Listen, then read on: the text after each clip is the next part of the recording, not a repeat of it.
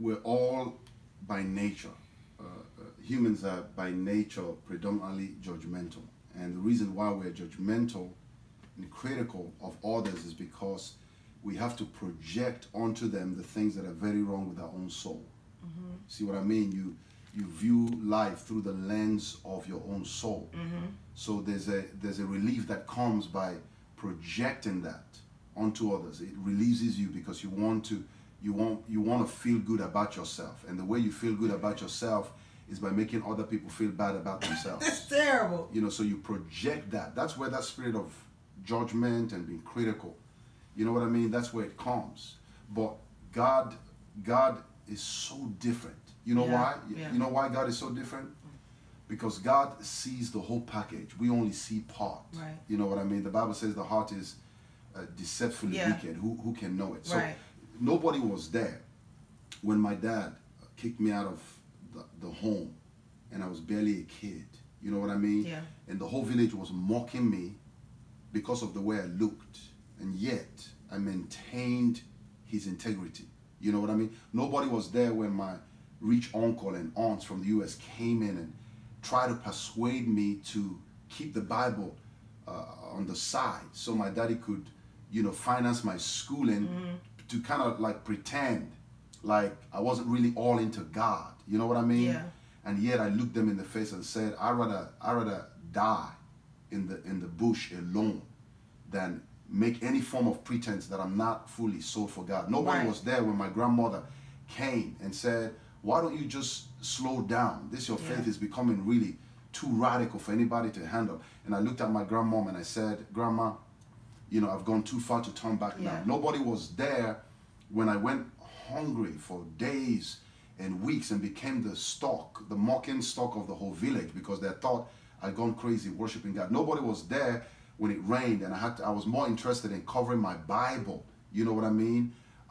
Covering my Bible, and I'd rather get rained upon than have my Bible rained upon. Nobody was there when me and my friends made a covenant that we were going to live consecrated lives as kids through our teenage age, no matter the temptation that came. I mean, nobody was there. You know what I mean?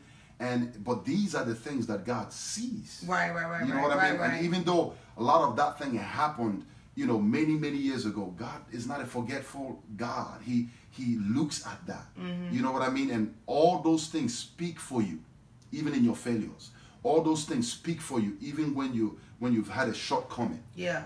You know what I mean? Yeah. Nobody was there when you had to go through what you had to go through, and you had every reason in the world to hang up that towel.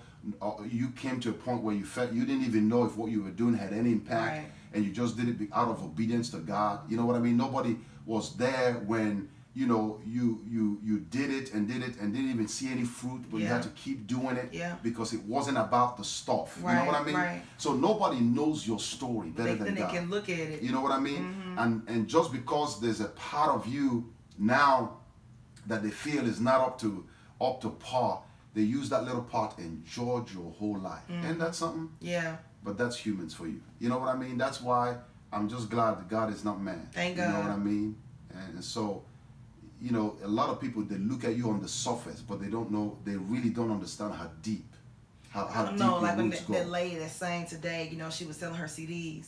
And I was like, do you have PayPal? Do you have Cash App? She didn't. If I had my checkbook, if she had PayPal, Cash App, doesn't tell her how much money I would have given her, because I saw, you know, how much she loved God and how my heart just moves like the homeless man today that we like blessed. That's how I feel my most normal, you know, like when I'm in my element, when I'm doing good, when I'm worshiping God, when I'm helping people in need. So, you know, even if I don't meet somebody's standards, like, oh, she's done this or she's done that, or oh, they're having too much fun, or don't dance to this song, or don't do that. They don't know our hearts and how my heart beats for the things of the kingdom. And it's like I was saying earlier, David did that, but look what else he did. But you know what I'm saying? People kind of judged us because they felt like, man, your marriage was so quick. You know, we're not kids. Like, I'm not 20, I'm not even in my 30s, I'm in my 40s, you know what I mean? We're not kids. We didn't start this walk today. We didn't even want this. No. You know what I mean? But the hand of God was so visible through the process that it became undeniable. You know what I mean? Something we're going to put in this book. But, you know, I've just grown to a place. I mean, you know, I've grown to a place right now where you know, what people say don't move me at all. I agree. You know, I'm delivered from all of that. Yeah. You know, but yeah, that's why that criticism and people being really judgmental. It's issues with their own soul.